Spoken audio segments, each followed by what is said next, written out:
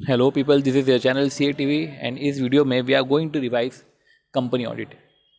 Company audit chapter so called easy है, इसको revision lectures से ही देखा जाता है और सबके अपने अपने नोट्स बने हुए ही रहते हैं। सो जो भी आपके अपने नोट्स हैं वो आप लेके रखें एंड हम साथ में इसको कंपनी ऑडिट को रिवाइज करेंगे। कंपनी ऑडिट के जो पर्टिकुलर नोट्स है इसमें भी ऐसा ही है कि सारे जो प्रोविजंस है पहले प्रोविजंस को लिखा गया है एंड जो भी इंपॉर्टेंट क्वेश्चंस थे, जो भी MCQs थे, जो लग रहा था इनकॉर्पोरेट करना, वो सारी चीज़ें इनकॉर्पोरेट करी है। बिट थोड़ा सा क्लमजी हो जाएगा ये, बट सिंस ये बने हुए हैं, हैंड रिटन हैं, तो वो समझ में आ जाएगा कि कौन सी चीज़ पे कहाँ क्या बोलने का है। तो आपके नोट्स भी आपके पास है ही रेडी। सो बिना किसी देर के we are going to start the revision.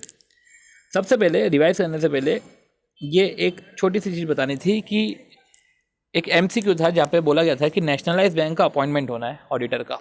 अब समझ में नहीं आया कि इसको किधर इनकॉर्पोरेट करना है, तो उधर मैंने बैंक ऑडिट में तो इसको इनकॉर्पोरेट करा है, बट साथ ही साथ मुझे लगा कि इधर भी इनकॉर्पोरेट कर लेना चाहिए। नेशनलाइज बैंक में जो अपॉइंटमेंट है वो बोर्ड ऑफ डायरेक्टर अपॉइंट करके फिर उसका RBI से अप्रूवल लेता है। ना तो सेंट्रल गवर्नमेंट से अप्रूवल लेना है, ना तो SEBI किसी भी अप्रूवल नहीं लेना है, सिर्फ RBI से अप्रूवल लेना है। अब हमें सिंस ये पता है कि फर्स्ट ऑडिटर सब्सिक्वेंट ऑडिटर इधर अपॉइंटमेंट की बातें होती है, इसलिए इसको इधर इनकॉर्पोरेट कर लिया था कि बोर्ड ऑफ डायरेक्टर पहले अपॉइंट करता है एंड देन RBI का अप्रूवल इस अपॉइंटमेंट पे होता है। इधर शेयर होल्डर अपॉइंट नहीं होते, ठीक है। तो शेयर होल्डर का बिल्कुल भी अपॉइंटमेंट नहीं होता है, तो शेयर होल्डर का कोई रेलेवेंस नहीं है। बोर्ड ऑफ डायरेक्टर अपॉइंट करेंगे, देन RBI का अप्रूवल हो गया। बिना किसी देर के स्टार्ट करते हैं 139(1) अपॉइंटमेंट ऑफ सब्सिक्वेंट ऑडिटर। ये नॉन गवर्नमेंट कंपनी में, बट इसके पहले 139(1), 5, 6, 7 जो भी है, तो पहले अभी अपन समझ लेते हैं कि 139 के अंदर appointment of first auditor and subsequent auditor के बीच में समझते हैं कि सेक्शन क्या है। तो 1, 5, 6 एंड 7, ठीक है। जो आखिरी के दो है वो फर्स्ट ऑडिटर के है आखिरी में, बट है वो फर्स्ट ऑडिटर के सेक्शन, और पहले के दो है वो सब्सिक्वेंट ऑडिटर के हैं। अब जब दो सेक्शन आते हैं तो पहला जो है सब सेक्शन वो है नॉन गवर्नमेंट कंपनी का। तो जो आखिरी के दो है फर्स्ट ऑडिटर के, उसमें से पहला नॉन गवर्नमेंट कंपनी का है, और पहले के दो जो सब्सिक्वेंट ऑडिटर के हैं उसमें से पहला नॉन गवर्नमेंट कंपनी का है। इसलिए 139(1) हो गया सब्सिक्वेंट ऑडिटर, क्योंकि पहले दो में आता है सब्सिक्वेंट ऑडिटर और है नॉन गवर्नमेंट कंपनी। 139(5) क्या हो गया? Subsequent auditor government company. 139(6) क्या हो गया? First auditor non government company. और 7 क्या हो गया? First auditor government company. So अब 139(1) appointment of subsequent auditor non government company. Non government company first AGM में इंडिविजुअल या फर्म को अपॉइंट करता है। अब नॉन गवर्नमेंट कंपनी अपॉइंट करता है मतलब कंपनी अपॉइंट करता है, बोर्ड अपॉइंट नहीं करता, ठीक है। बोर्ड अपॉइंट नहीं करता, तो क्वेश्चन में कभी आए ध्यान देने का, बोर्ड अपॉइंट नहीं करता। फर्स्ट AGM में हमने इंडिविजुअल और फर्म को अपॉइंट किया, ठीक है। इंडिविजुअल को भी अपॉइंट कर सकते हैं, फर्म को भी अपॉइंट कर सकते हैं, और they will held the office till the conclusion of 6th AGM। और कल को ये AGM नहीं हुई तो एग्जिस्टिंग ऑडिटर विल कंटिन्यू, मतलब AGM नहीं होती है तो जो पुराना ऑडिटर है वही कंटिन्यू रहता है।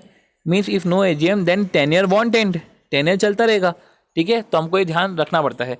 जो अब ये तो हम 139(10) में भी पढ़ लेंगे, बट क्या होता है कि कभी गैप को हमको फिल करना रहता है, तभी वहाँ के जो इंपॉर्टेंट चीज़ें वो अपन इधर भी लिख लो। वहाँ पे तो हम पढ़ेंगे ही पढ़ेंगे, बट ठीक है, इधर AGM की बातें हो रही थी तो AGM की बातें करने के दौरान निकल गया कि चलो AGM जब अगर हेल्ड नहीं होती है तो एग्जिस्टिंग ऑडिटर कंटिन्यू रहता है, ठीक है। तो अब जो अपॉइंटमेंट करने का तरीका है, क्योंकि हमने बोला फर्स्ट AGM में इसको अपॉइंट करते, तो मैनर एंड प्रोसीजर जो है रूल 3 में देकर रखा है। रूल 3 क्या बोलता है कि बोर्ड और audit committee took into consideration. Rule 3 में क्या दिया है? Manner and procedure. तो इसमें बोला है board and audit committee took into consideration. मैं किसी को अपॉइंट कर रहा हूँ तो मेरे को क्या क्या चीज़ों का ध्यान रखना है। ओपन EQ, O से है, ठीक है, O से है अदर इंफॉर्मेशन, और ऑर्डर पास। जो भी ऑर्डर पास जो है अगेंस्ट ऑडिटर या कोई सी अदर इन्फॉर्मेशन अगर लेनी हो, ठीक है।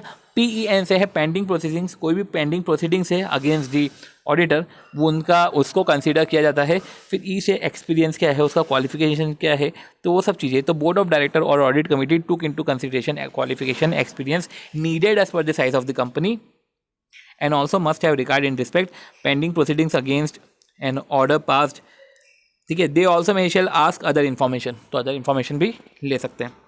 अब 139 सबसेक्शन 11 इधर पढ़ना इसलिए जरूरी है क्योंकि 139(11) बोलता है कि ऑडिट, अगर कंपनी हैविंग ऑडिट कमेटी, वो थोड़ा सा ब्लर दिख रहा है, बट मैं इसको आपको थोड़ा सा वो क्लियर बताता हूँ कि कंपनी के पास अगर ऑडिट कमेटी है, देन ऑल अपॉइंटमेंट और reappointment after considering the recommendation, तो फिर ऑडिट कमेटी रिकमेंड करेगी और आपको उसको कंसिडर करना चाहिए, ठीक है। और नहीं कंसिडर कर रहे हो तो बाकायदा आपको रीजन बताना चाहिए, बट आप ऑडिट कमेटी को मना नहीं कर सकते सुझाव देने से। तो ऑडिट कमेटी रेकमेंड करती है बोर्ड को, क्योंकि मैनर एंड प्रोसीजर पढ़ रहे हैं, जब भी आप अपॉइंटमेंट कर रहे हो, फर्स्ट ऑडिटर का, सब्सिक्वेंट ऑडिटर जो भी है, अगर आप अपॉइंट कर रहे हो तो ऑडिट कमेटी सबसे पहले रिकमेंड करेगी, बोर्ड कंसीडर करेगी या नहीं कंसीडर करेगी। नहीं कंसीडर करेगी तो वो ऑडिट कमेटी को रेफर बैक कर देगी रीजंस बता के कि देखो हमको आपका रिकमेंडेशन समझ में नहीं आ रहा। ऑडिट कमेटी को अगर समझ में आया उनका तुम्हारा रीज़न तो ठीक है, ऑडिट कमेटी वापस रिकमेंडेशन देगी। अब रिकमेंडेशन देगी, बोर्ड को अगर सही लगा तो बोर्ड आगे फर्दर रिकमेंड कर देगी, पर कल को ऑडिटर को नहीं जमा तो ऑडिटर अपने ओन रिकमेंडेशन देगी plus reasons of not consider, कि मैंने ऑडिट कमेटी के रिकमेंडेशन को क्यों नहीं कंसीडर करा। तो बोर्ड अपने ओन रिकमेंडेशन देगी plus reasons of not consider, ठीक है। अब प्रोविजो, अब 139(1) पढ़ा, इसका प्रोविजो देखते हैं। बिफोर अपॉइंटमेंट, अपॉइंटमेंट के पहले रिटर्न सर्टिफिकेट लेना पड़ता है ऑफ अपॉइंटमेंट एंड सर्टिफिकेट। अब रिटर्न कंसेंट लेना पड़ता है और सर्टिफिकेट लेना पड़ता है, जिसके अंदर रूल 4 के अंदर कंटेंट दे के रखे। रूल 3 में तो दे के रखा है आपको मैनर एंड प्रोसीजर। अब आते हैं रूल 4 के अंदर कंटेंट। रूल 4 के अंदर 4 कंटेंट है, ठीक है। रूल 4 के अंदर 4 कंटेंट है। सबसे पहले ऑडिटर डिस्क्वालीफाइड नहीं है, ऑडिटर डिस्क्वालीफाइड नहीं है। Appointment is within the terms, appointment is within the limit, and सारी जो पेंडिंग प्रोसीडिंग्स है have been disclose and which is true and correct. तो direct tax laws and practice मतलब DTLP, इसका mnemonic. D से disqualified, auditor कोई disqualified नहीं है। टी से within the terms appointment है, within the limit appointment है। और पी से है किसी भी पेंडिंग प्रोसीडिंग्स जो है पेंडिंग नहीं है, कोई सी भी पेंडिंग प्रोसीडिंग्स है वो सबकी सब डिस्क्लोज कर दी गई है, विच इज ट्रू एंड करेक्ट। आती बात 139(1) पढ़ लिया, कायदे से हमको 139(1) के बाद 5 पढ़ना चाहिए, बट ठीक है हम सेक्शन वाइज पढ़ रहे हैं, 139(2) पढ़ रहे हैं, ठीक है। तो 139(2), ठीक है। तो 139(2) हम स्टार्ट करते हैं। 139(2) बात करता है रोटेशन ऑफ ऑडिटर, ठीक है। रोटेशन ऑफ ऑडिटर की बात करता है, rotation of auditor statutory auditor, ठीक है। तो रोटेशन ऑफ ऑडिटर की बात करें, स्टैट्यूटरी ऑडिटर। अब सबसे पहले ऑडिटर आइदर इंडिविजुअल होगा या तो फर्म होगा, ठीक है। ऑडिटर आइदर इंडिविजुअल हुआ या तो फर्म हुआ। इंडिविजुअल होगा तो individual appointment for a term maximum 5 consecutive year, एक टर्म मैक्सिमम 5 साल का। फिर उसके बाद कूलिंग पीरियड चालू हो जाती है, cooling period as statutory auditor, ठीक है। तो इंडिविजुअल अपॉइंट होता है फॉर अ टर्म, एक टर्म के लिए मैक्सिमम 5, उसके बाद कूलिंग पीरियड। बट जब फर्म आती है तो फर्म को 2 टर्म के लिए अपॉइंट कर सकते हैं और 5 कंसेक्यूटिव ईयर मैक्सिमम, वो भी 2 टर्म, मतलब एक टर्म मैक्सिमम 5 कंसेक्यूटिव ईयर, तो 2 टर्म 5 कंसेक्यूटिव ईयर का, और उसके बाद कूलिंग पीरियड आ जाता है, ठीक है। मतलब कि कल को मैंने फर्म को अपॉइंट करा, क्वेश्चन में आपको दिख ही जाएगा ये, और एक क्वेश्चन है कि सपोज करो कि फर्म को अपॉइंट किया है 10 साल के लिए, ये बोलते हुए कि भैया 2 टर्म के लिए तो अपॉइंट कर सकते हैं ना, 10 साल के लिए कर सकते हैं, मतलब नहीं, आप एक टर्म तो मैक्सिमम 5 साल का ही है, ठीक है। और कल को अगर फर्म को अपॉइंट किया 2 साल के लिए तो भी चलेगा, क्योंकि 5 साल कोई फिक्स नहीं है, मैक्सिमम 5 साल है। तो अपॉइंटमेंट देन रीअपॉइंटमेंट, हाँ अपॉइंटमेंट देन रीअपॉइंटमेंट, आप एक बार एक टर्म के लिए उसको अपॉइंट करो, देन आप इसको रीअपॉइंट करो, पर अपॉइंटमेंट फॉर 10 ईयर्स नहीं चलेगा कि अपॉइंटमेंट 10 साल के लिए कर दिया, ठीक है। और इस पे ही शायद नवंबर 19 में ही इसमें MCQ आ गया था ऑडिट में। अब ठीक है, तो ये होल्ड ऑफिस करेंगे for a term and then reappoint होगा उनका देयर आफ्टर। अब एक क्वेश्चन है, मे बी आपको इधर थोड़ा सा ब्लर दिख रहा होगा, मैं आपको इधर नोट, हाँ ठीक है, ओके। सबसे पहले अभी अपन ने बात कर ली कि एक टर्म के लिए अपॉइंट होता है, फर्म 2 टर्म के लिए अपॉइंट होती है, फर्म इंक्लूड LLP। अब पॉइंट ये है कि सपोज करो कि ओल्ड ऑडिटर का टर्म हो गया ओवर, ओल्ड ऑडिटर का टर्म हो गया हो ओवर, और न्यू ऑडिटर को अपॉइंट करना था, new auditor died, old auditor का टर्म हो गया ओवर, तो वो आगे बढ़ नहीं पा रहा है, न्यू ऑडिटर भी मर गया। अब ऐसे केस में तो ओल्ड कंटिन्यू नहीं कर पा रहा। अब ओल्ड क्यों नहीं कंटिन्यू कर पाएगा, क्योंकि 139(2) लग गया ना। देखो हमने क्या पढ़ा है कि अगर नया ऑडिटर मर गया, मतलब एजीएम में कोई अपॉइंटमेंट नहीं हुआ, 139(10) लग जाना चाहिए। जो हमने बात करी है 139(10) ये बोलता है कि कभी एजीएम में अपॉइंटमेंट नहीं हुआ है तो एग्जिस्टिंग ऑडिटर कंटिन्यू करेगा। पर इस केस में एग्जिस्टिंग ऑडिटर कैसे कंटिन्यू करेगा, उसका तो टर्म ही ओवर हो गया है। और कल को उसने कंटिन्यू कर लिया तो 139(2) का कॉन्ट्रावेंशन कर लिया, मतलब 139(10) अगर लगाया और एग्जिस्टिंग ऑडिटर को कंटिन्यू करवाया तो 139(2) का कॉन्ट्रावेंशन हो जाएगा, 139(2) रिवोक हो जाएगा। तो ऐसे केस में ये सिचुएशन कवर नहीं है कंपनीज एक्ट में। तो ये बोला गया है कि वैकेंसी अराइज हो गई है और उसको फिल करा जाएगा ईजीएम में। अब ये क्वेश्चन नंबर 8 और क्वेश्चन नंबर 10 पर्टिकुलर जो है क्वेश्चन स्कैनर का क्वेश्चन नंबर 8 और क्वेश्चन नंबर 10 है, वो भी अपन जब स्कैनर करेंगे, जब हम क्वेश्चंस करेंगे तब हम इसको देख लेंगे। बट ये अभी हमने समझ लिया, ठीक।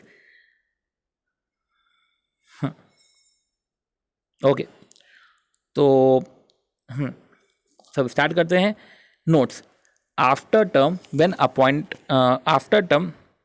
अपॉइंट अनदर फर्म, जब टर्म खत्म हो जाता है और आप किसी दूसरे को अपॉइंट करते हो, no partner in another firm common with preceding firm. किसी नए फर्म को अपॉइंट करते हो तो कोई भी पार्टनर जो है इन अनदर फर्म वो कॉमन नहीं रहना चाहिए विद प्रीसीडिंग फर्म, ठीक है। तो कोई पार्टनर कॉमन नहीं होना चाहिए। अब ये जो चेक किया जाता है वो as on date of appointment किया जाता है, मतलब कि डेट ऑफ अपॉइंटमेंट पे नहीं होना चाहिए, डेट ऑफ अपॉइंटमेंट के बाद हो चलेगा। अब ये एक फ्लॉ है, बट अगर आप सिर्फ लेटर्स पे चलोगे तो डेट ऑफ अपॉइंटमेंट पे ही देखा जाता है, और क्वेश्चन में भी डेट ऑफ अपॉइंटमेंट को ही देखते हुए ये क्वेश्चन आ रहे हैं, ठीक है। तो ये क्या हमने पढ़ा, ये इसको बोलते हैं हम नेटवर्क फर्म। तो आफ्टर टर्म जब किसी अनादर फर्म को अपॉइंट करते हैं तो कोई भी पार्टनर जो है इन अनादर फर्म कॉमन नहीं होना चाहिए, कॉमन पार्टनर नहीं होना चाहिए विद द प्रीसीडिंग फर्म, और ये as on date of appointment देखा जाता है। अगर हुआ कल को कॉमन पार्टनर हो गया तो वो भी 5 ईयर तक अपॉइंट नहीं हो पाएगी, तो वो फर्म भी 5 साल के लिए अपॉइंट नहीं हो पाएगी जो भी है, 5 साल के लिए अपॉइंट नहीं हो पाएगा, कूलिंग पीरियड है, ठीक है। तो no association with outgoing auditor, hence network, ठीक है। No association with outgoing auditor on date of appointment, तो कोई जो है एसोसिएशन वो आउटगोइंग ऑडिटर के साथ नहीं होना चाहिए on the date of appointment. आती बात, ये हमने नेटवर्क फर्म पढ़ा, बहुत ही कॉमन है, ये अपन हर जगह पढ़ते हैं, क्वेश्चन में तो इस पर अच्छे क्वेश्चन है, इजी से डायरेक्ट क्वेश्चन है। एक और क्वेश्चन आता है, सेकेंड टाइप है नेटवर्क फर्म का, जो एक्सप्लेनेशंस में दे के रखा है, ठीक है। If partner retire from the said firm and joint another, अगर पार्टनर रिटायर होता है एक पर्टिकुलर फर्म से और ज्वाइन करता है किसी अनादर को, and such partner also certify financial statement, एक पार्टनर रिटायर हो रहा है एक फर्म से दूसरे को ज्वाइन कर रहा है, वो जो पार्टनर है वो सर्टिफाई भी करता है फिनेंशियल स्टेटमेंट। जब वो ओल्ड फर्म में था ना, when he was in old firm, तब वो सर्टिफाई करता था फिनेंशियल स्टेटमेंट।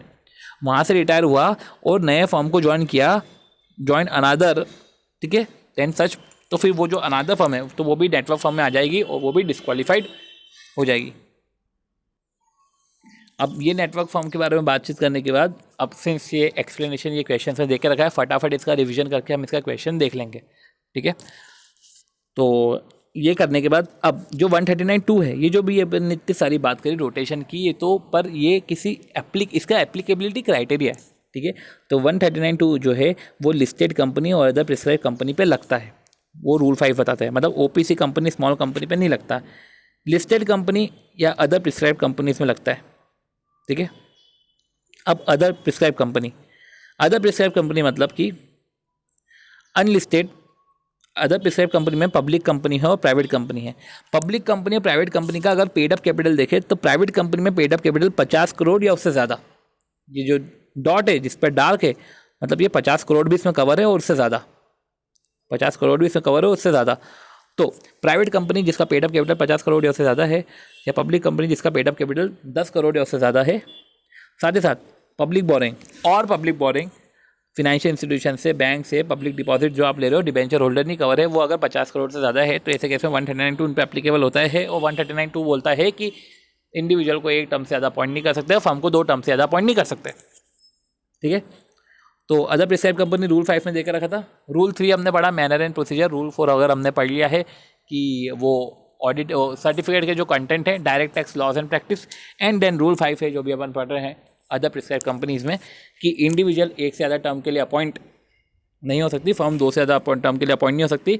और ये अदर प्रिस्क्राइब कंपनीज़ में प्राइवेट कंपनी पब्लिक कंपनी है, प्राइवेट कंपनी में पेड अप कैपिटल 50 करोड़ या उससे ज़्यादा होना चाहिए और पब्लिक कंपनी में 10 करोड़ या उससे ज़्यादा होना चाहिए।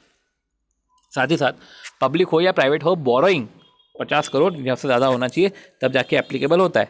अब बोरोइंग बैंक से लो, फाइनेंशियल इंस्टीट्यूशन से लो, ठीक है।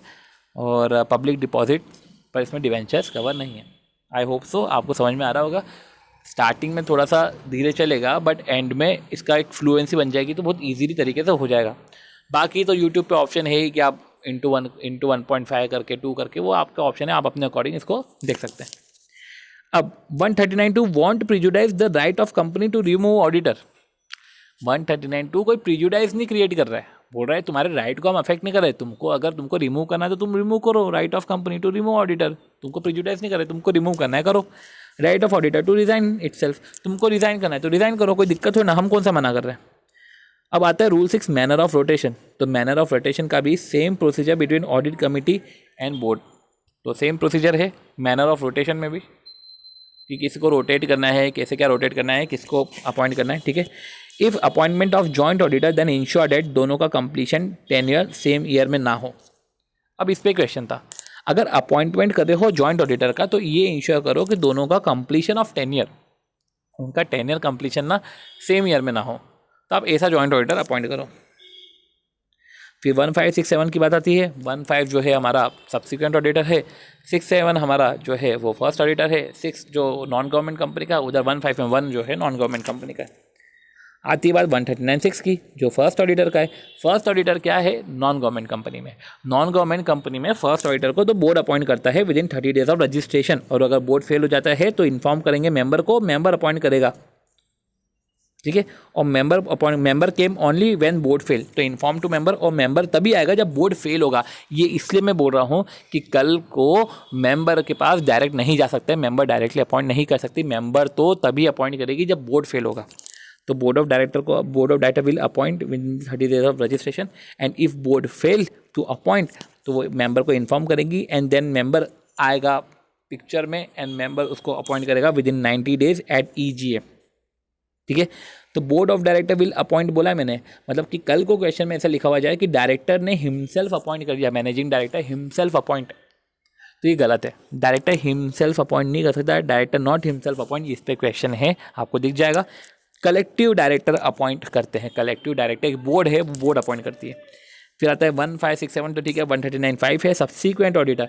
139(5) कैसे हो गया, 1 और 5 पहले आते हैं, सब्सिक्वेंट ऑडिटर है, 1 तो नॉन गवर्नमेंट कंपनी का है, 5 गवर्नमेंट कंपनी का है, तो सब्सिक्वेंट ऑडिटर गवर्नमेंट कंपनी में, ठीक है।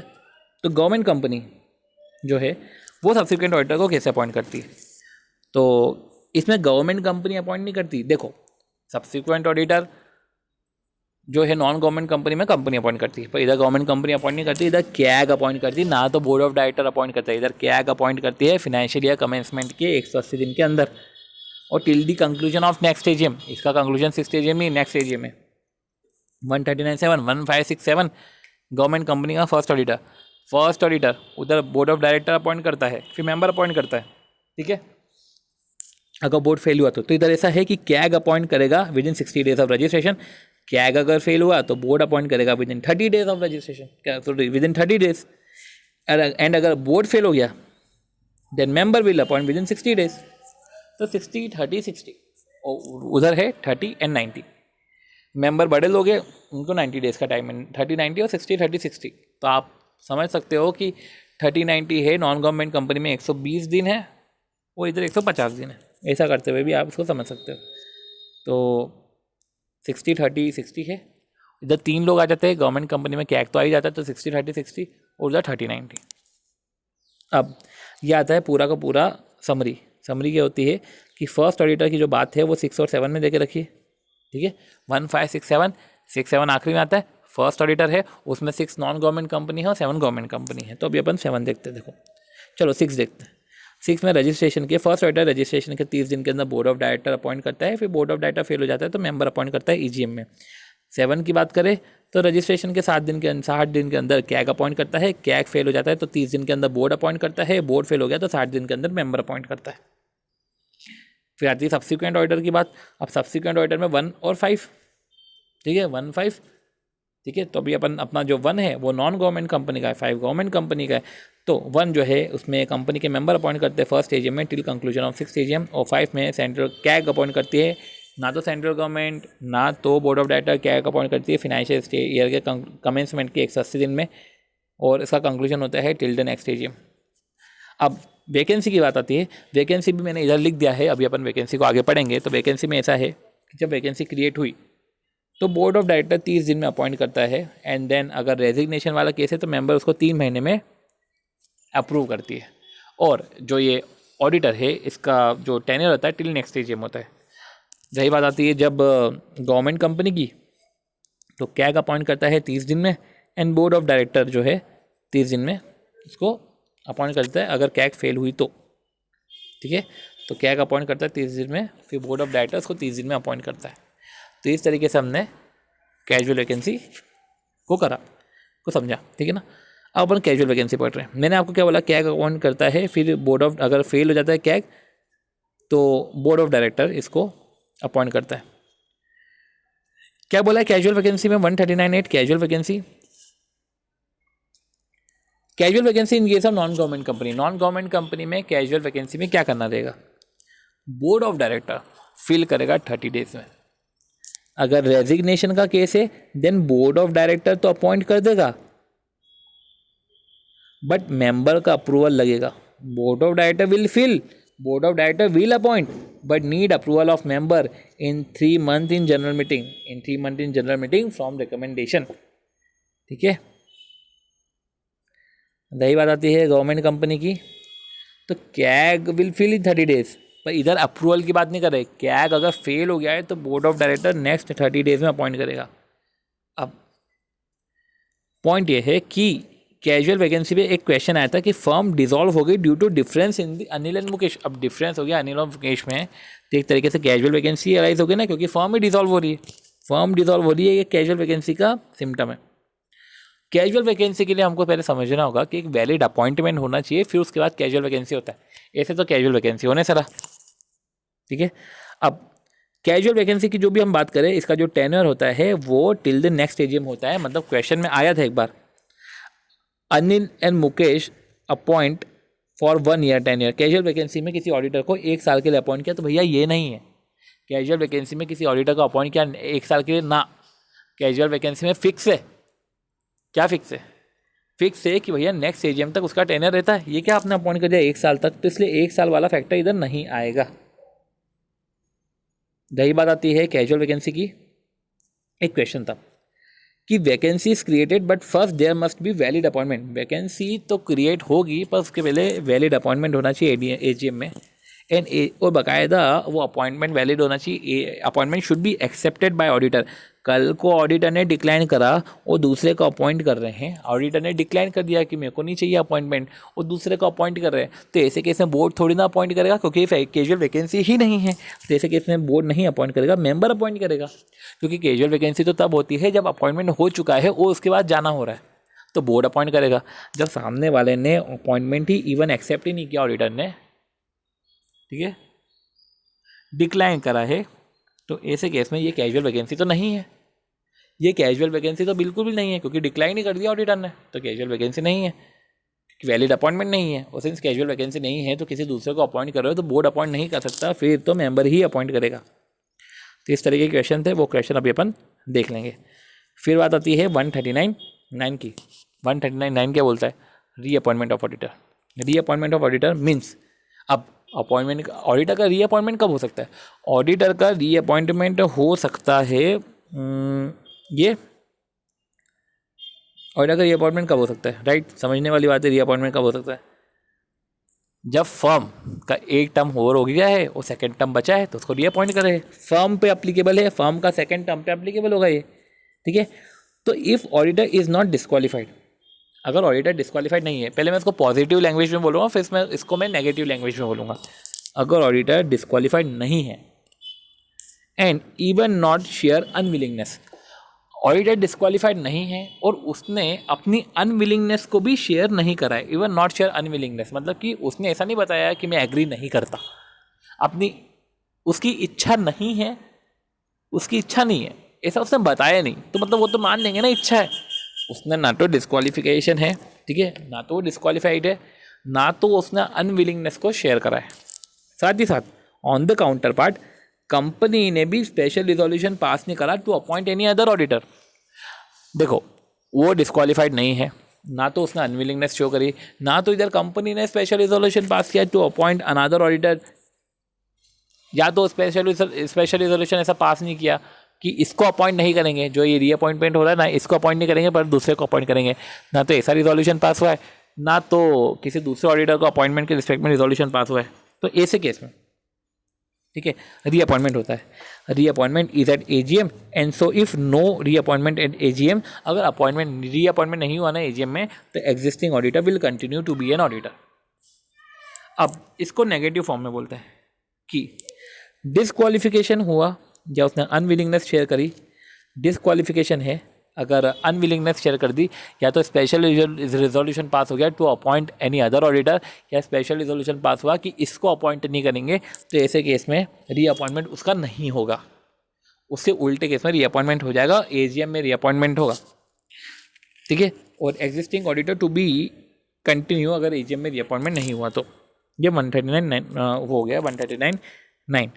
इस तरीके से हमने इसके रिलेवेंट जो भी क्वेश्चन थे वो क्वेश्चन हमने देखे।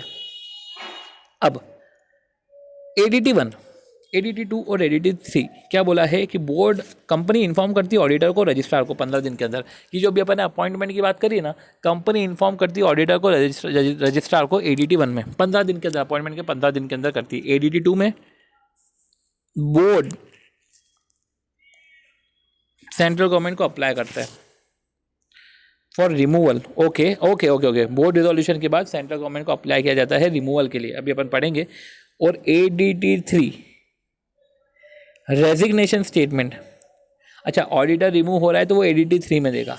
ओके, तो उसके लिए अपने को अभी वो ऑडिटर का रिमूवल का वाला सेक्शन पढ़ना पड़ेगा, तब जाके हमको ये ADT 1, 2, 3 ये हमको समझ में आ जाएगा, राइट।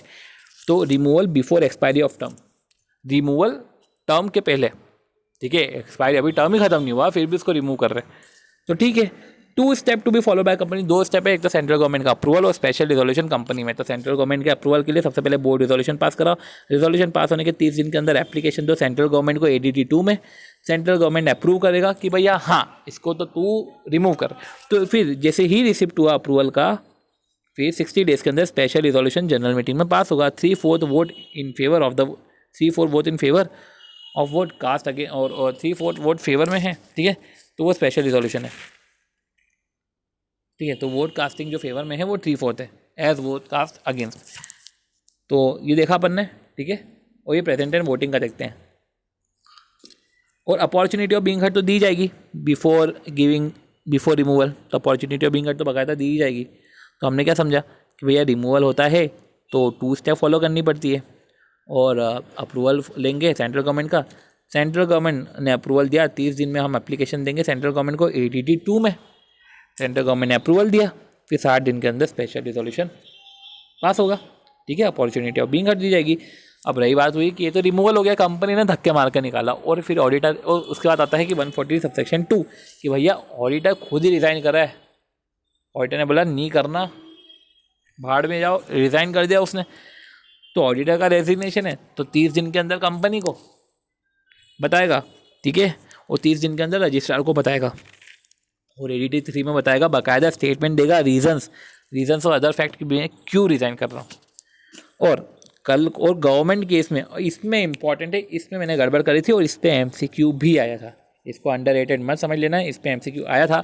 गवर्नमेंट कंपनी के केस में resignation file with CAG, resignation file also with CAG, ये बोलना था, ये मैंने गलत कर दिया था, इसको हटाओ। रेजिग्नेशन फाइल, ठीक है, resignation file also with CAG.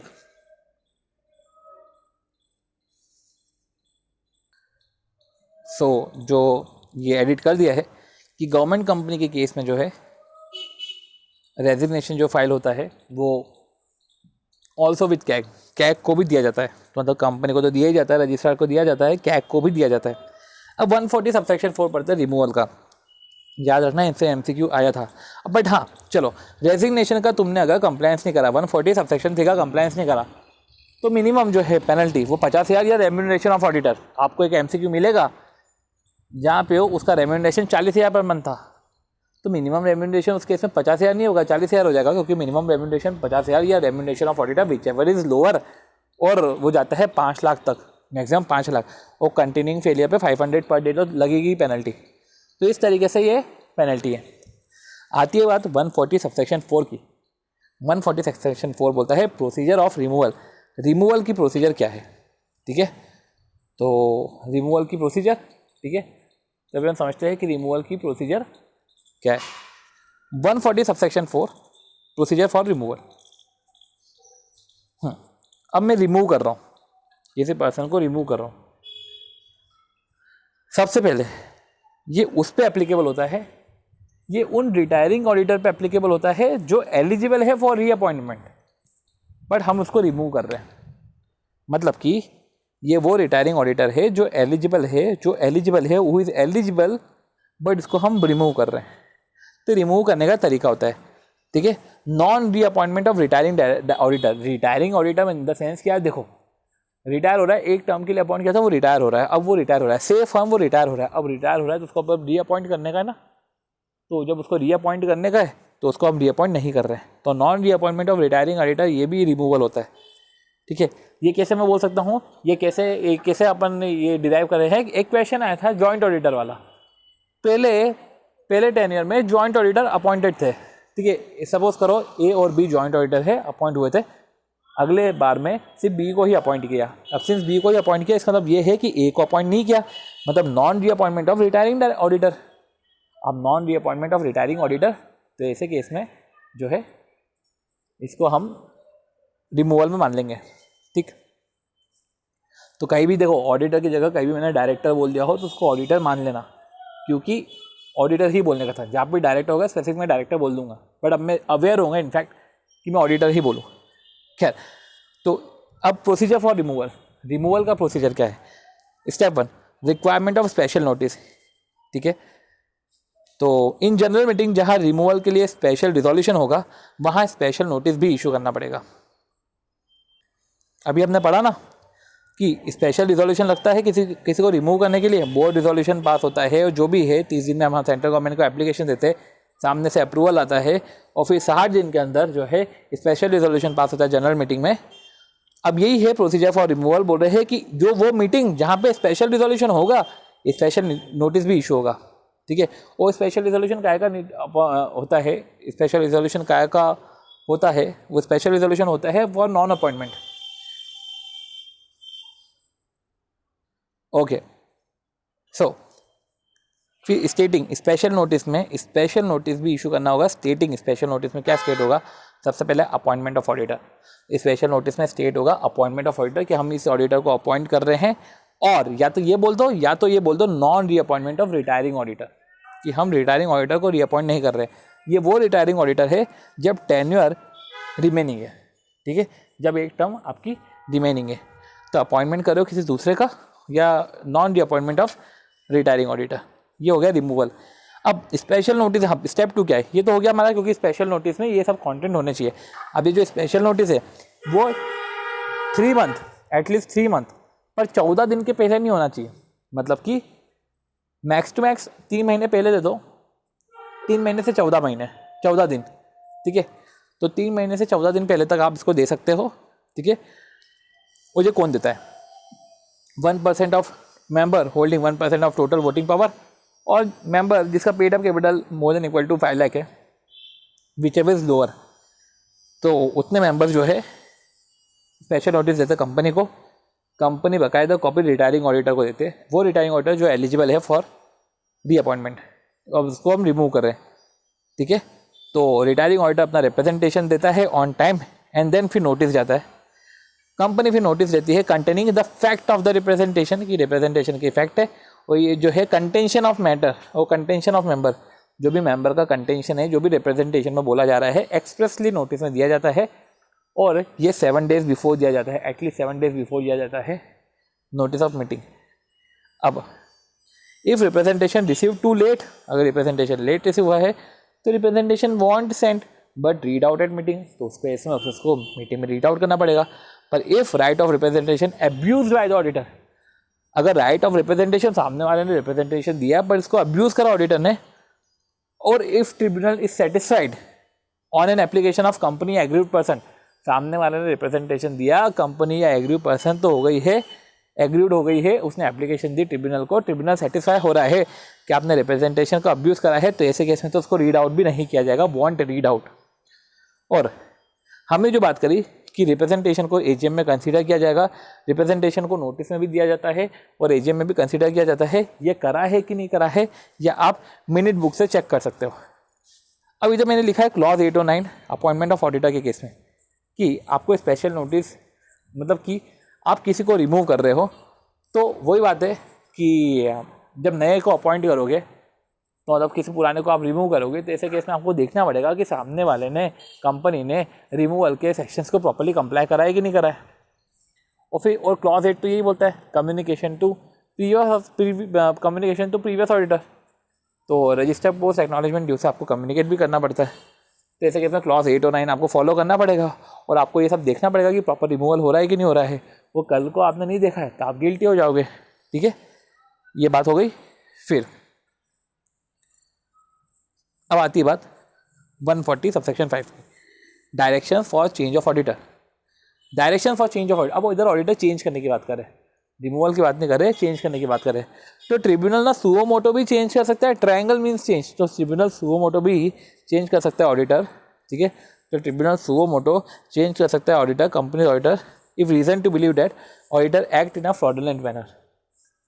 तो ट्रिब्यूनल सुओ मोटो चेंज कर सकता है ऑडिटर अगर उसको रीजन टू बिलीव हो रहा है कि जो ऑडिटर है वो एक्ट कर रहा है फ्रॉडुलेंट मैनर में। और सेंट्रल गवर्नमेंट एप्लीकेशन दे सकती है ट्रिब्यूनल को, कभी ट्रिब्यूनल सुओ मोटो नहीं करे, सेंट्रल गवर्नमेंट ने एप्लीकेशन दे दी, तो सेंट्रल गवर्नमेंट ने एप्लीकेशन दिए तो 15 दिन के अंदर ऑर्डर दे सकता है कंपनी ऑडिटर को कि भाई तू फंक्शन मत कर। ऐसे केस में फिर सेंट्रल गवर्नमेंट जो है अपॉइंट करेगी ऑडिटर, उसको बोल देगी, ट्रिब्यूनल तो बोल देगा, ऑर्डर दे देगा not to function as company auditor, फिर सेंट्रल गवर्नमेंट अपॉइंट करती है ऑडिटर।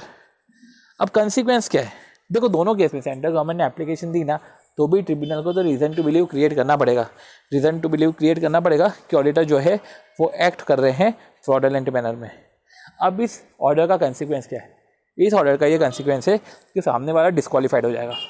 अब सामने वाला डिस्क्वालीफाइड हो जाएगा for 5 years in any company, किसी भी कंपनी में वो डिस्क्वालीफाइड है, और ऑडिटर लायबल अंडर सेक्शन 447। अब 447 क्या बोलता है कि आपका अगर फ्रॉड का अमाउंट 10 लाख या 1% of turnover which ever is less, उस अमाउंट या उस अमाउंट से ज़्यादा है, ठीक है, तो ऐसे केस में जो अपना इम्प्रिजनमेंट है वो 6 महीने से 10 साल है, पब्लिक इंटरेस्ट इन्वॉल्व है तो 3 साल से 10 साल। साथ ही साथ फाइन पे करना है फ्रॉड विच में extend to maximum 3 times of fraud. पर अगर अमाउंट 1% ऑफ टर्नओवर और 10 lakh whichever is less, वो जो अमाउंट आता है उस अमाउंट से कम है, और साथ ही साथ पब्लिक इंटरेस्ट कभी इन्वॉल्व नहीं है तो 5 साल, तो 5 साल का इम्प्रिजनमेंट है, साथ ही साथ 50 लाख का जो है फाइन है, ये और या बोथ। ठीक है, पर इधर जब ज़्यादा है तो ऐसे केस में तो आपको फ्रॉड का अमाउंट भी आपको पे करना पड़ेगा। इधर थोड़ा सा रिलैक्सेशन है कि इधर और या बोथ करके दे दिया। ये हमने पढ़ते हुए इसके सारे नोट्स खत्म करे हैं। अब आती है बात okay 141(1), 141, 141(2) eligibility to appoint as auditor. तो 141(1) पहले देखते हैं। ठीक है, तो एलिजिबिलिटी, ऑडिटर जो है अगर इंडिविजुअल है तो सीए इन प्रैक्टिस होना चाहिए, और ऑडिटर अगर फर्म है तो majority practising in India, firm है तो मेजॉरिटी को इंडिया में प्रैक्टिस करने का, और मेजॉरिटी प्रैक्टिस कर रहे हैं, देखो फर्म है मेजॉरिटी इंडिया में प्रैक्टिस कर रहे हैं, बाहर भी नहीं, इंडिया में प्रैक्टिस कर रहे हैं, और जो सीए पार्टनर है वो एक्ट करेगा और साइन करेगा ऑन बिहाफ ऑफ फर्म, और सीए जो पार्टनर है वो एक्ट और साइन करेगा ऑन बिहाफ ऑफ फर्म। मतलब कि अगर सीए वहाँ पे मैनेजर है, क्वेश्चन में आया था सीए मैनेजर है, सीए मैनेजर है, सीए ऑडिट मैनेजर है, नहीं, वो एक्ट और साइन करेगा ऑन बिहाफ ऑफ फर्म, नहीं, वो एक्ट और साइन नहीं कर सकता। ठीक है, तो ये 2 कंडीशन फर्म के केस में पूरी होनी चाहिए। फिर आती है बात डिस्क्वालिफिकेशन की, जो एक बड़ा सा टॉपिक है। डिस्क्वालिफिकेशन वैसे तो हमको ऑन डेट ऑफ अपॉइंटमेंट भी देखनी पड़ती है, और चलो अगर आपने बाद में भी डिस्क्वालिफिकेशन देखी देन टू आपको वेकेशन तो आपको अपना ऑफिस तो वेकेट तुरंत ही करना पड़ेगा।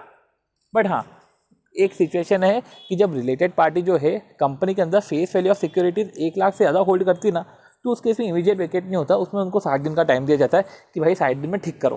तो कल को ठीक नहीं करा तो उसके नेक्स्ट डे से वेकेशन करना पड़ जाएगा। ओके, अब जो डिस्क्वालिफिकेशन है, ये डिस्क्वालिफिकेशन ऑफ ऑडिटर है 141(3), पर जो फिजिकल ऑडिट है, जो टैक्स ऑडिट है, टैक्स ऑडिट का भी डिस्क्वालिफिकेशन है, वो एक्सप्लेनेशन टू सेक्शन 288 में देके रखा है। तो हम डिस्क्वालिफिकेशन ऑफ ऑडिटर पढ़ेंगे, पर मुझे लग रहा है कि इसके डिस्क्वालिफिकेशन के साथ हम टैक्स ऑडिटर का भी डिस्क्वालिफिकेशन देख लेते हैं, क्योंकि ऐसे तो टैक्स ऑडिट और कंपनी ऑडिट वैसे कनेक्ट नहीं होता है, पर सिंस हम अभी डिस्क्वालिफिकेशन पढ़ रहे हैं और अभी हमको ये सब चीज़ें याद है, तो साथ ही साथ हम टैक्स ऑडिट के भी डिस्क्वालिफिकेशंस देख लेंगे। ठीक है, तो आती बात डिस्क्वालिफिकेशंस की। Let me drink water. हाँ, तो डिस्क्वालिफिकेशन ऑडिटर की बात करें तो सबसे पहले ए, बॉडी कॉर्पोरेट तो कोई एलिजिबल नहीं है, और जो एलएलपी है वो एलएलपी एलिजिबल है। बी, कंपनी का ऑफिसर और एम्प्लॉय, भले पार्ट टाइम हो फुल टाइम हो एम्प्लॉय, वो तो बिल्कुल नहीं बन सकता। कंपनी का ऑफिसर एम्प्लॉय भले पार्ट टाइम हो फुल टाइम हो, वो ऑडिटर नहीं बन सकता। कंपनी जिसका ऑफिसर और एम्प्लॉय इस का पार्टनर और एम्प्लॉय, तो कंपनी का ऑफिसर एम्प्लॉय तो नहीं बन सकता। अगर कंपनी के ऑफिसर और एम्प्लॉय का पार्टनर है, जैसे मेरी कंपनी है, एक क्वेश्चन आपको दिखेगा लक्ष्मण, क्वेश्चन नंबर 23, लक्ष्मण, उसका ऑफिसर है सीए फाइनेंस मैनेजर, एक है फाइनेंस मैनेजर, वो सीए है। अब उसने पार्टनरशिप कर ली, और जो है पार्टनरशिप करी, तो बाकायदा उसमें जो पार्टनर है वो लक्ष्मण का ऑडिट कर रहा है, पर नहीं, पार्टनर लक्ष्मण का ऑडिट नहीं कर पाएगा। और ऑफिसर में कौन कवर है? ऑफिसर में डायरेक्टर, मैनेजर, केएमपी तीनों कवर है। तो ये हो गया अपना सी वाला पॉइंट। आती बात डी वाले पॉइंट की, तो डी वाला पॉइंट भी अच्छा क्वेश्चन है। तो अच्छा पॉइंट है कि पर्सन, रिलेटिव या पार्टनर। अब रिलेटिव जो है, पर्सन, रिलेटिव, पार्टनर। रिलेटिव कौन? रिलेटिव सेक्शन 2 सबसेक्शन 77 में, और रिलेटिव में स्टेप भी इंक्लूडेड है। ठीक है, अभी अपन वो उसको देखेंगे। और पर्सन या रिलेटिव या पार्टनर, अगर 3 चीज़ें 143(1) के डी में, 143(1) में जो है 3 चीज़ें, या तो सिक्योरिटी होल्ड करता है या इंटरेस्ट होल्ड करता है। सेकंड, या इंडेप्टेड है या तो गारंटी सिक्योरिटी देके रखी है। सबसे पहले, अगर सिक्योरिटी होल्ड करता है या इंटरेस्ट होल्ड करता है, सिक्योरिटी इंक्लूड डेरिवेटिव। अगर ये होल्ड करता है कैश में, कंपनी, एसोसिएट, होल्डिंग, सब्सिडियरी और सब्सिडियरी ऑफ सच होल्डिंग, पर इसमें जॉइंट वेंचर कवर नहीं है। अगर सिक्योरिटी इंटरेस्ट होल्ड करते हैं तो डिस्क्वालीफाइड हो जाएंगे। पर रिलेटिव जो है, रिलेटिव होल्ड कर सकता है security up to 1 lakh in the company. वो सिर्फ उस कंपनी में 1 लाख होल्ड कर सकता है। मतलब रिलेटिव सिक्योरिटी होल्डिंग में भी नहीं होल्ड कर सकता, सब्सिडियरीज और एसोसिएट किसी में भी नहीं होल्ड कर सकता। वो सिर्फ उस पर्टिकुलर कंपनी में होल्ड कर सकता है जिसकी फेस वैल्यू, हाँ ठीक है, तो 1 लाख के होल्ड कर सकता है, 1 लाख जिसकी फेस वैल्यू है। ठीक है, 1 लाख फेस वैल्यू तक के शेयर्स होल्ड कर सकता है। और अगर if above limit then correct it within 60 days.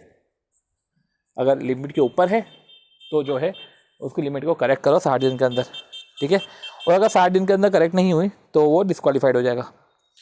दूसरी चीज़, इन और रिलेटिव की अपन चलो डेफिनेशन रिलेटिव की देख ही लेते हैं। रिलेटिव की डेफिनेशन देखें तो रिलेटिव में इंक्लूड, ईजी है, फादर मदर। ठीक है, फादर मदर, साथ ही साथ ब्रदर सिस्टर, और नीचे son daughter. Father mother, brother sister, son daughter. अब सन डॉटर के स्पाउस भी कवर है, पर ब्रदर सिस्टर के स्पाउसेस कवर नहीं है। मतलब ब्रदर की वाइफ और सिस्टर का हस्बैंड, ना तो भाभी ना तो जिया जी, कोई कवर नहीं है। थोड़ा सा याद रखने का ये है कि फादर के फादर जो मेरे दादा है वो भी कवर नहीं है। ठीक है, और सब में स्टेप इंक्लूडेड है, पर डॉटर के केस में स्टेप डॉटर इंक्लूड नहीं है। मतलब स्टेप फादर, स्टेप ब्रदर सब चलेगा, पर स्टेप डॉटर इंक्लूड नहीं है। ठीक है, चलो अब सेकंड है इनडेप्टेड। मैं अगर इनडेप्टेड हूँ इन एक्सेस ऑफ 5 लाख, इनडेप्टेड हूँ इन एक्सेस ऑफ 5 लाख, या गारंटी सिक्योरिटी है इन एक्सेस ऑफ 1 लाख। ठीक है, तो अगर इनडेप्टेड है इन एक्सेस ऑफ 5 लाख, या पर्सन रिलेटिव पार्टनर ने गारंटी सिक्योरिटी देके रखी है इन एक्सेस ऑफ 1 लाख, तो ऐसे केस में डिस्क्वालीफाइड है। अब इनडेप्टेड का मतलब क्या होता है कि ऑडिटर ने ऑडिट करा, उसने एडवांसेस ले लिए। अब भले उसने एडवांसेस ट्रैवलिंग पर्पस के लिए लिए, पर एडवांसेस लिए उसने, तो इनडेप्ट हो गया। परचेस करा क्रेडिट में, परचेस कर लिया कुछ क्रेडिट में, तो वो भी इनडेप्टेड हो गया। और परचेस करा है क्रेडिट में, पर अब देखो क्रेडिट में हमको ये देखना पड़ेगा कि भैया अगर नॉर्मल कस्टमर जैसा किया है तो कोई दिक्कत नहीं है, नॉर्मल कस्टमर जैसे दिया है तो ठीक है, नॉर्मल कस्टमर जैसे क्रेडिट किया है तो पीछे आएगा बिजनेस रिलेशन, तो कोई ऐसा बिजनेस रिलेशन नहीं आता क्योंकि रेगुलर कस्टमर जैसे ही क्रेडिट है, बट फिर भी इंडेप्टेड तो है ना, तो इंडेप्टेड में वो फंस सकता है। तो परचेस करे जब क्रेडिट में तो ध्यान रखे, या उसने कार फाइनेंस करी, फाइनेंस कंपनी से कार फाइनेंस करवाई, तो वही इंडेप्टेड हो गया है तो हैंस वो डिस्क्वालीफाइड हो जाएगा। तो हमको ये सब चीज़ें ध्यान रखनी पड़ेगी। अब क्या हुआ कि रिलेटिव का सिक्योरिटी का हो गया, indebted excess of 5 lakh, guarantee security excess of 1 lakh, ये हो गया। अब इसमें समझने का है कि कभी परचेस इन क्रेडिट करा और नॉर्मल क्रेडिट है, तो नॉर्मल क्रेडिट है तो डी में नहीं आएगा, क्योंकि नॉर्मल क्रेडिट है तो ई में नहीं आएगा पर डी में आ सकता है। तो ई में नहीं आएगा पर वो डी में आ सकता है क्योंकि इंडेप्टनेस है, और कार फाइनेंस करवाई है, ठीक है, ये सब चीज़ें हैं, और साथ ही साथ guarantee security in excess of 1 lakh है तो वो भी कवर है। और समझना पड़ेगा कल को जैसे एबनॉर्मल क्रेडिट है, क्रेडिट जो है वो नॉर्मल रेगुलर कस्टमर जो रेगुलर टर्म्स एंड कंडीशन है उससे एबनॉर्मल है, तो ऐसे केस में तो वो ई में ही अट्रैक्ट हो गया। इस केस में तो इंडेप्टनेस तक भी देखी नहीं जाएगी, क्योंकि इंडेप्टनेस के लिए तो हमको 5 लाख तक की लिमिट हो जाएगी। अगर उसने 1 रुपये का भी ट्रांजैक्शन कर लिया तो वो ई में फंस जाएगा। अब बात यह है कि ई में क्या बोल के रखा है, ई में ये बोल के रखा है कि पर्सन और फर्म, या जिसकी फर्म जिसका बिजनेस रिलेशन, ठीक है, पर्सन और फर्म का बिजनेस रिलेशन नहीं होना चाहिए, company subsidiary cash, company associate holding और सब्सिडियरी ऑफ सच होल्डिंग। इसमें नई चीज़ें इंक्लूड कि सब्सिडियरी ऑफ एसोसिएट भी इधर कवर है। इसके साथ बिजनेस ट्रांजैक्शन नहीं होना चाहिए, बिजनेस रिलेशन नहीं होना चाहिए। बिजनेस रिलेशनशिप और इंडेप्टनेस का हमको ध्यान रखना पड़ेगा। जैसे कि अगर इंडेप्टेड हूँ मैं 2 लाख का, पर फिर भी बिजनेस रिलेशन हो सकता है। बिजनेस रिलेशन कैसे हो सकता है? बिजनेस रिलेशन हो सकता है क्योंकि भैया इंडेप्टेड है तो 2 लाख का बिजनेस रिलेशन आ जाएगा तो ये ई में फंस जाएगा। बिजनेस रिलेशन का मतलब क्या होता है कि जो ट्रांजैक्शन कमर्शियल पर्पज में मैं एंटर कर रहा हूँ, एक्सेप्ट अगर ट्रांजैक्शन प्रोफेशनल नेचर का है। अगर प्रोफेशनल नेचर का ट्रांजैक्शन है तो कोई बिजनेस रिलेशन थोड़ी ना है, क्योंकि मैं प्रोफेशनल नेचर की सर्विस दे रहा हूँ, उससे फीस ले रहा हूँ, तो ये कोई कमर्शियल, ये कोई बिजनेस रिलेशन नहीं हुआ। और साथ ही साथ ट्रांजैक्शन अगर मैं आर्म लेंथ प्राइस पे कर रहा हूँ या in ordinary course of business transaction कर रहा हूँ as per the normal customer, तो मेरे को कोई दिक्कत नहीं है, ठीक है। अब एक क्वेश्चन था, क्वेश्चन नंबर 39, जिसमें बोला गया है कि ऑडिट बिल से, ठीक है, ऑडिट बिल से आर्म लेंथ प्राइस का payment can adjust. Audit bill से आर्म लेंथ प्राइस का पेमेंट कैन एडजस्ट, क्योंकि हो सकता है कि मैंने आर्म लेंथ प्राइस पे कुछ माल खरीदा होगा, कुछ परचेस करा होगा। अब सिर्फ मैंने आर्म लेंथ प्राइस पे खरीदा है, मैंने पैसे नहीं दिए, पर ये बिजनेस रिलेशन क्रिएट नहीं हुआ। पर हाँ, अगर मैंने पैसे नहीं दिए और 6 लाख तक का सामान मैंने आर्म लेंथ प्राइस पे खरीदा है, तो ये फिर दिक्कत हो जाएगी, क्योंकि मैं डी में फंस जाऊँगा, क्योंकि मैं इंडेप्ट हो जाऊँगा। बट मैंने आर्म लेंथ प्राइस पे एक लिमिट में पैसे मैंने खरीदा था कुछ, एंड देन जो है ऑडिट बिल से मैं इसको बोल रहा हूँ एडजस्ट करने का, तो ठीक है। अगर मैंने आर्म लेंथ प्राइस पे कोई सी चीज़ खरीदी है और उसका अमाउंट 5 लाख से ज़्यादा नहीं है, तो ऐसे केस में उसको मैं एडजस्ट करवा सकता हूँ। एफ वाला पॉइंट ये बोलता है, एक मिनट, एफ वाला पॉइंट ये बोलता है कि पर्सन किसी कंपनी में ऑडिटर नहीं बन सकता अगर उसका रिलेटिव ही कंपनी के अंदर डायरेक्टर है या तो ऑडिटर या तो एम्प्लॉयड है। तो डायरेक्टर है या एम्प्लॉयड है एज डायरेक्टर और केएमपी, तो पर्सन जिसका रिलेटिव ही किसी कंपनी में डायरेक्टर या केएमपी है, केएमपी में कौन कवर है? CEO, MD, manager. तो पहले सी से बात करते हैं, सीईओ, सीएस, एमडी, मैनेजर, या तो CEO, MD, manager, CS, whole time director, CFO. तो CEO, CS, CFO, MD, manager, whole time director, CEO, CS, CFO, MD, manager, whole time director, ये केएमपी में कवर है। तो क्या बोल के रखा है कि पर्सन है, जैसे उसका रिलेटिव, जैसे कि मेरे ही फादर किसी कंपनी में अगर डायरेक्टर है, तो मैं उस कंपनी का ऑडिट कैसे कर सकता हूँ? तो नहीं कर सकता। जैसे कि उर्वशी करके कोई पर्सन है जिसके जो रिलेटिव है, जिसके फादर है किसी हर्बल कंपनी में, इसके डैड हर्बल कंपनी में डायरेक्टर है, तो ऐसे केस में उर्वशी पर्टिकुलर उस कंपनी का ऑडिट नहीं कर सकती, ठीक है। तो डायरेक्टर के अलावा अगर केएमपी हो, CEO, CS, CFO, MD, manager, whole time director, तो नहीं बन सकती वो ऑडिटर। बट हाँ, उस कंपनी की टैक्स कंसल्टेंट तो बन सकती है, ठीक है। फिर बात आती है जी में, पॉइंट आता है पर्सन या partner of person, partner of firm. Person या पार्टनर ऑफ फर्म अगर hold appointment on date of appointment more than 20 companies, तो वही बात आ जाती है कि अगर पर्सन होल्ड करा है appointment on the date of appointment more than 20 companies, more than 20 companies का अपॉइंटमेंट कर रहा है, ठीक है, या तो होल्ड करा है appointment more than 20 companies hold करके रखा है on the date of appointment, तो वो डिस्क्वालीफाइड हो जाता है। पर कंपनीज में कौन कवर नहीं है other than dormant, OPC, small companies और प्राइवेट कंपनी, वो अच्छी प्राइवेट कंपनी जिसका पेड अप कैपिटल 100 करोड़ से कम है। तो डोरमेंट, ओपीसी, स्मॉल कंपनी जिसका turnover less than equal to 2 crore है, साथ ही साथ paid up share capital 50 lakh से कम है। तो paid up share capital 50 lakh या उससे कम है और टर्नओवर 2 करोड़ या उससे कम है, तो ऐसे केस में वो स्मॉल कंपनी होती है, वो स्मॉल कंपनी भी कवर नहीं है। और अच्छी प्राइवेट कंपनी मतलब वो प्राइवेट कंपनी, ये तो अपन ने हर जगह पढ़ के रखा है, वो प्राइवेट कंपनी जिसने 137 और 92 का डिफॉल्ट नहीं करा, ठीक है। तो private company who does not done default in respect of filing of annual financial statement and annual report to the registrar. तो अगर प्राइवेट कंपनी बुरी निकल गई, प्राइवेट कंपनी ने डिफ़ॉल्ट कर दिया, तो ऐसे केस में फिर प्राइवेट कंपनी मान ली जाएगी उस अपॉइंटमेंट वाले कैटेगरी में या उस 20 की लिमिट में। फिर आती बात H, 10 years not ellipse from the conviction in relation to the offence involving fraud. तो कोई सा ऑफेंस है इन्वॉल्विंग फ्रॉड एंड 10 साल नहीं खत्म हुए हैं फ्रॉम द कन्विक्शन। कन्विक्शन से 10 साल देखे जाएंगे, एक्सपायरी से 10 साल नहीं देखे जाएंगे, एक्सपायरी से ऑडिटर के केस में देखा जाता है, ठीक है। फिर पर्सन या एसोसिएट ने वो प्रोवाइड करा है कंसल्टेंसी सर्विस या specified service on the date of appointment. Person या एसोसिएट है वो कंसल्टेंसी सर्विस या स्पेसिफाइड सर्विस दे रहा है on the date of appointment, तो वो भी डिस्क्वालीफाइड है। अब वो जो कंसल्टेंसी सर्विस और स्पेसिफाइड सर्विसेज है किसको दे रहा है, तो किसको दे रहा है, टू द कंपनी, सब्सिडियरी और होल्डिंग। वो कंपनी, सब्सिडियरी और होल्डिंग लिखा हुआ है, एसोसिएट नहीं है। इंपॉर्टेंट ये है कि एसोसिएट नहीं है, एसोसिएट नहीं है मतलब कि कल को मैं एसोसिएट को दे सकता हूँ कंसल्टेंसी की सर्विस और स्पेसिफाइड सर्विस जो 144 के अंदर दे के रखी है, तो मैं डिस्क्वालीफाइड नहीं होऊंगा। तो मैं एज अ पर्सन या मेरा एसोसिएट अगर प्रोवाइड कर रहा है कंसल्टेंसी या स्पेसिफाइड सर्विस कंपनी, सब्सिडियरी या होल्डिंग को, तो उस केस में डिस्क्वालीफाइड हूँ, एसोसिएट को तो मैं दे सकता हूँ, ठीक है। अब बात आती है कि कंसल्टेंसी सर्विस और स्पेसिफाइड सर्विस, तो बात कंसल्टेंसी सर्विस और स्पेसिफाइड सर्विस भी देख लेंगे हम, ठीक है।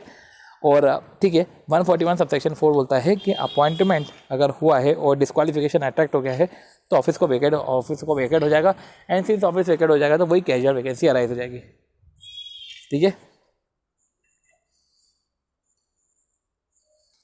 और जब कैजुअल वैकेंसी अराइज होगी तो अगर गवर्नमेंट कंपनी है तो कैग फिल करेगा 30 दिन में, देन अगर गवर्नमेंट कंपनी कैग फेल हो गया तो बोर्ड फिल करेगा नेक्स्ट 30 डेज में। तो अगर नॉन गवर्नमेंट कंपनी है तो बोर्ड फिल करेगा 30 दिन में, अगर रेजिग्नेशन का केस है तो बोर्ड तो अपॉइंट कर देगा, पर मेंबर जो है इसको अप्रूव करेगा नेक्स्ट 3 मंथ में। तो ये सब बातें होगी। अब आती है बात सीलिंग लिमिट की, 143(3)(1)(g), 143, देखो अब 143 का 3 का जी, 143(3)(g) जो होता है वो सीलिंग लिमिट का होता है, ठीक है। अब 143(3) तो 143(3) जो होता है उसका जी जो होता है वो सीलिंग लिमिट नहीं है, वो डिस्क्वालिफिकेशन की बात करता है। 143(3)(g वो किसकी बात करता है कि सबसे पहले 143(3) कुछ मैटर्स है जो आपको ऑडिट रिपोर्ट में डालने पड़ते हैं, उसमें जी वाला पॉइंट है कि अगर डायरेक्टर डिस्क्वालीफाइड है फ्रॉम 164 सबसेक्शन 2 तो उस केस में उसको ऑडिट रिपोर्ट में बताना पड़ता है। तो वो 143(3)(g में बोल के रखा, 141(3)(g में सीलिंग लिमिट बोल के रखी। तो यही पॉइंट है कि ये डिस्क्वालिफिकेशन ऑफ डायरेक्टर है, ये 164(2) इसको मैंने ठीक कर दिया है क्योंकि मैंने उसमें भी सीलिंग लिमिट लिख दिया था। 141(3)(g में सीलिंग लिमिट है ऑन नंबर ऑफ ऑडिट, ठीक है।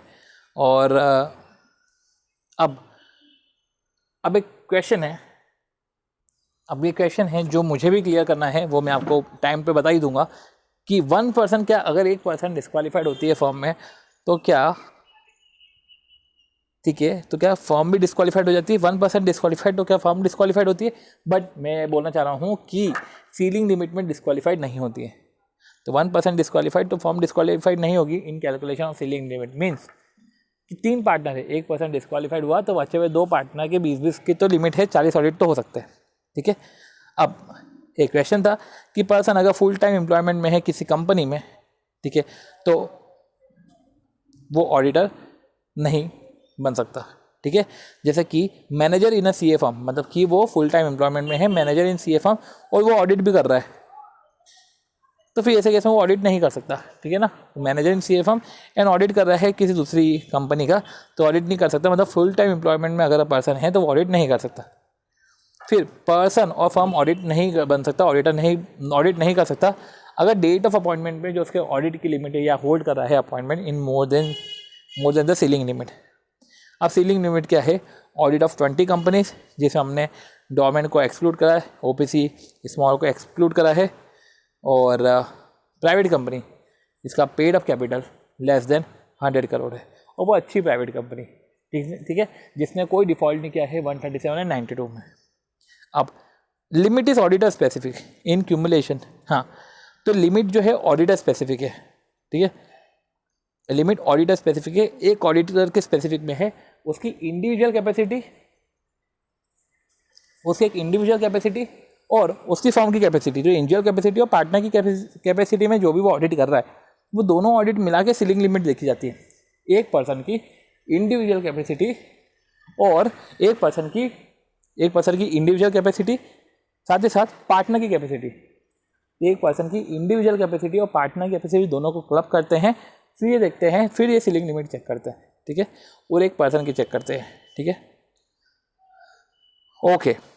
अब टैक्स ऑडिट असाइनमेंट में यही लिमिट्स हट की है, अदरवाइज 20 इज द लिमिट, और date of audit, duty of auditor is not in commensurate with the remuneration, okay, ये 142 से लिंक्ड है, तो 142 से लिंक्ड है, तो ठीक है, ओके, तभी देख लेंगे उसको।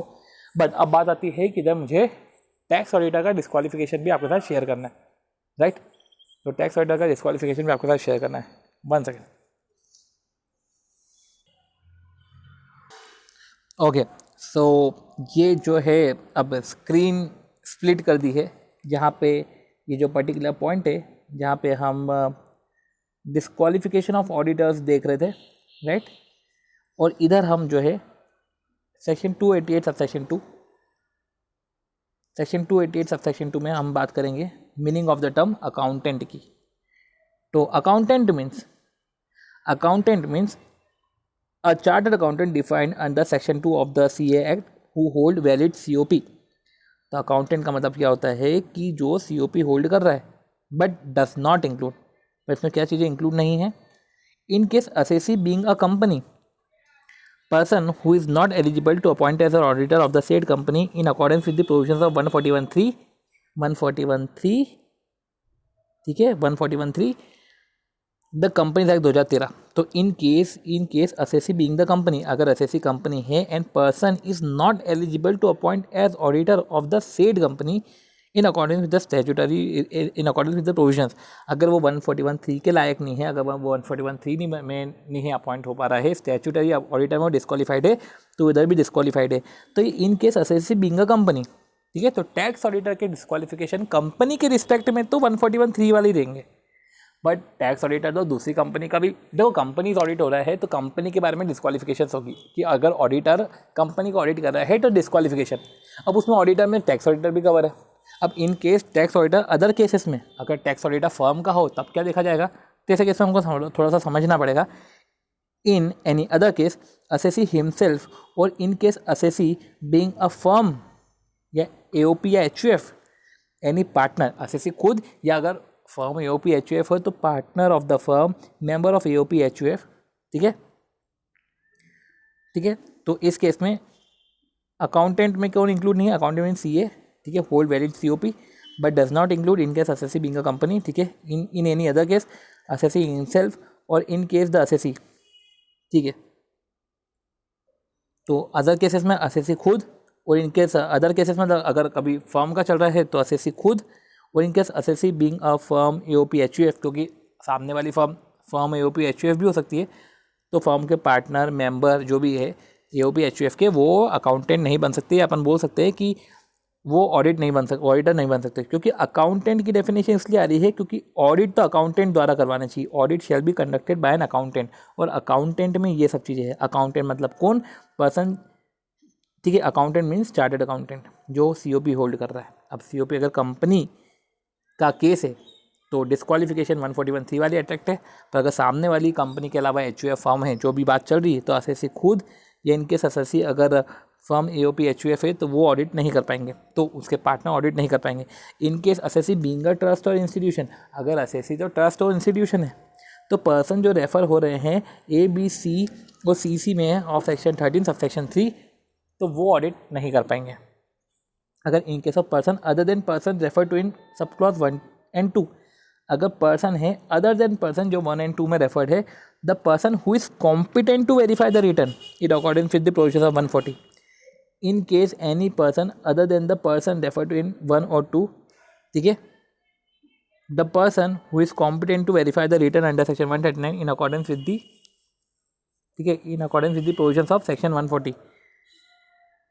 तो जो 1 और 2 में रेफर्ड है उसके अलावा कोई सा पर्सन है तो person who is competent to verify the return वो भी नहीं कर सकता, ठीक है। Any relative of the person refer to in subsection in sub clause 1 to 3, तो जो है जो पर्सन हु इज कॉम्पिटेंट है वो भी नहीं कर सकता और इन तीनों के रिलेटिव्स भी नहीं कर सकते। ऑफिसर और एम्प्लॉय ऑफ द एसएससी, तो एसी जो बात हुई थी officer employ of the company नहीं कर सकता, तो officer employ of the SSC. Individual जो पार्टनर है और who is in employment of the officer employ of the SSC, तो वो ही इंडिविजुअल जो पार्टनर है या एम्प्लॉय है, ठीक है, इंडिविजुअल या पार्टनर है या जो एम्प्लॉय है, ऑफिसर और एम्प्लॉय ऑफ द एसएससी, तो एसएससी का ऑफिसर या एम्प्लॉय का पार्टनर और एम्प्लॉय है। इसमें भी इंडिविजुअल जो पार्टनर है और या तो एम्प्लॉयमेंट में है ऑफ द ऑफिसर और employ of the SSC, SSC का ही ऑफिसर और एम्प्लॉय का पार्टनर नहीं कर पाएगा, एसएससी खुद भी नहीं कर पाएगा, उसका ऑफिसर तो कर ही नहीं पाएगा जिसके ऊपर हमने पढ़ ही लिया है। और इंडिविजुअल हु हिज रिलेटिव और पार्टनर, तो वो ही पर्सन रिलेटिव पार्टनर अगर इस होल्डिंग, इसमें इंपॉर्टेंट है ध्यान रखना, अगर वो होल्ड कर रहे हैं सिक्योरिटी या इंटरेस्ट, सिक्योरिटी और इंटरेस्ट प्रोवाइडेड रिलेटिव में होल्ड सिक्योरिटी और इंटरेस्ट और face value not exceeding 1 lakh, relative hold कर सकता है। इधर कैश की बात करेंगे पर इधर तो कैश की बात हो ही नहीं सकती क्योंकि इधर तो कंपनी की ही बात नहीं हो रही, ये तो कंपनी के अलावा का केस है। रिलेटिव 1 लाख तक की सिक्योरिटी होल्ड कर सकता है। इनडेप्थनेस में अपन ने पढ़ा था कि इनडेप्थनेस में इनडेप्थनेस गारंटी ऑफ सिक्योरिटी, इनडेप्थनेस 5 लाख का, इधर इनडेप्थनेस तो हो ही नहीं सकते, रिलेटिव 1 लाख का हो सकता है, इनडेप्थनेस नहीं हो सकते, रिलेटिव 1 लाख का हो सकता है। गारंटी नहीं दे सकते, ठीक है, पर रिलेटिव जो है 1 लाख की गारंटी दे सकता है। मतलब जो ये रिलेटिव 1 लाख का है ये तीनों में फॉल होता है टैक्स ऑडिटर के केस में, और 5 लाख और 1 लाख की लिमिट टैक्स ऑडिटर में तो बिल्कुल भी नहीं है। और a person who is directly indirectly has business relationship, तो वापस आ गया कि बिजनेस रिलेशनशिप है तो वो भी नहीं हो सकता। और person who is convicted by a court of an offence involving fraud and 10 years not ellipse from the date of such conviction, और कन्विक्शन की डेट से 10 साल इलेप्स नहीं हुए हैं। तो मैं इधर अब इसको अमेंड करता हूँ। तो इस तरीके से हमने पूरे प्रोविजंस पढ़ लिए हैं, इस तरीके से मैं इसे अमेंड करता हूँ। सबसे पहले मैं क्या लिखता हूँ, मैं लिखता हूँ 5 lakhs, ये 5 lakhs किसका है, इनडेप्थनेस के, इनडेप्थनेस के 5 लाख, साथ ही साथ एंड गारंटी और सिक्योरिटी शॉर्ट में लिखना पड़ेगा सिंस स्पेस कम है, तो 1 लाख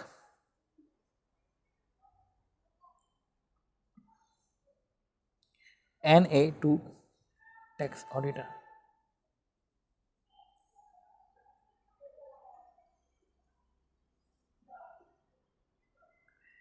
रिलेटिव 1 लाख, तो रिलेटिव का जो 1 लाख है, तो समझने के पर्पज़ के कि रिलेटिव का 1 लाख है, applicable in all, okay, relative का जो है 1 लाख वो एप्लीकेबल है सब में। तो इस तरीके से हमने समझ लिया, ठीक है, ये इजी था समझना, ओके। तो इसको अब हम करते हैं क्लोज, ओके। तो अभी अपन ने पढ़ लिया, लेट मी, ओके, चलो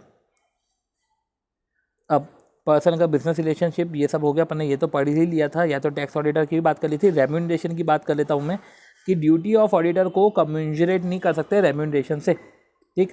अब रेम्यूनरेशन में क्या है, फर्स्ट ऑडिटर का रेम्यूनरेशन जो है वो तो बोर्ड फिक्स करता है, तो फर्स्ट ऑडिटर तो वैसे भी फर्स्ट ऑडिटर के साथ साथ वो सारे ऑडिटर जो बोर्ड अपॉइंट करते हैं, तो बोर्ड अपॉइंट एनी ऑडिटर और फर्स्ट ऑडिटर तो वो तो बोर्ड फिक्स करेगा रेम्यूनरेशन। पर जो सब्सिक्वेंट ऑडिटर है तो वो तो member in general meeting fix करेंगे। गवर्नमेंट कंपनी के केस में सेंट्रल गवर्नमेंट फिक्स करेगी। और फर्स्ट ऑडिटर तो अभी अपन ने पढ़ा है, ठीक है, 60-3-60 और 30-90। और सब्सिक्वेंट ऑडिटर में पहले एजीएम में अपॉइंट करते till the conclusion of 6th AGM और फाइनेंशियल कमेंसमेंट के 180 दिन के अंदर। रेम्यूनरेशन इंक्लूड दो जो फीस पेबल है वो रेम्यूनरेशन है, इंक्लूड एंड एक्सक्लूड।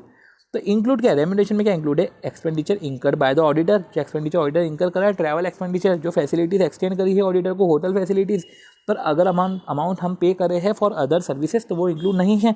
अब हमको समझना पड़ेगा कि ऑडिटर को बाइफरकेटेड डिस्क्लोजर देने पड़ते हैं शेड्यूल 3 में, एडिक्वेट बाइफरकेटेड डिस्क्लोजर कि देखो इतनी फीस है, इतना ट्रैवल का खर्चा है और इतना होटल में स्टे का खर्चा है, तो एडिक्वेट बाइफरकेटेड डिस्क्लोजर देने पड़ते हैं शेड्यूल 3 में।